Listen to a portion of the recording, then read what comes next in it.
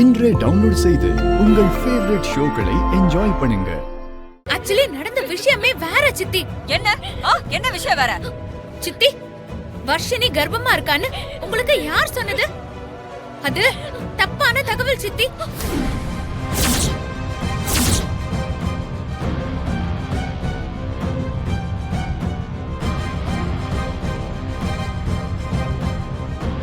இன்னும் எதுக்காக ரெண்டு பேரும் நடிச்சிட்டு இருக்கீங்க? இவ்வளவு நான் சும்மா விட மாட்டேன். இருங்க சித்தி, வேண்டாம் சித்தி. வர்ஷினி ஒன்னும் கர்ப்பமா இல்ல. நான் தான் கர்ப்பமா இருக்கேன்.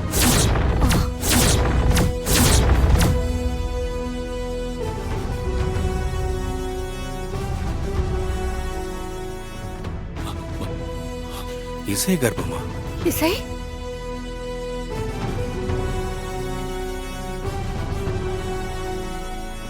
ஏய், என்ன சொல்ற நீ? நீ கர்ப்பமா இருக்கியா? ஆமா சித்தி, நான் தான் கர்ப்பமா இருக்கேன்.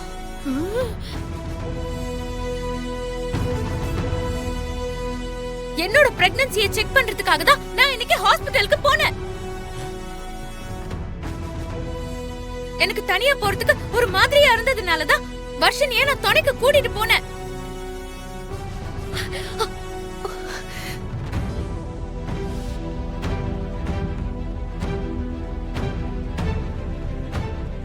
இசை, நீ வர்ஷினியை காப்பாத்துறதுக்காக போய் சொல்ற. நீ கர்ப்பம் இல்ல. என்ன சொல்றதுன்னு எனக்கு தெரியலையே. இசை அபாண்டமா போய் சொல்றா. நீ இவளை நம்பாதீங்க. ஆமாத்த, அவ வர்ஷினை காப்பாத்த போய் சொல்றா. நான் ஏன் போய் சொல்லணும்? நீங்க தான் கையில ரிப்போர்ட் வச்சிருக்கீங்கல்ல, அந்த ரிப்போர்ட்ட முதல்ல பாருங்க. நாங்க அந்த ரிப்போர்ட் எல்லாம் ஏற்கனவே நல்லா பார்த்துட்டு தான் இருக்கோம். ஓ, நல்லா பாத்துட்டீங்களோ? சரி சித்தி, அந்த ரிப்போர்ட்ல என்ன பேர் இருக்குன்னு மட்டும் பாருங்க. இசை. ஆமா, இசை இந்தா போட்டிருக்கு.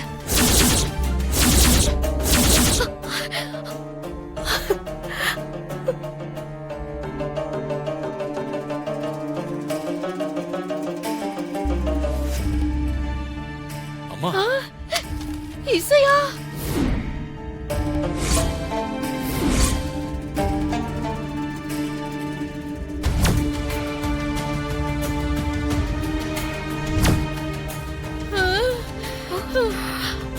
ஐயோ,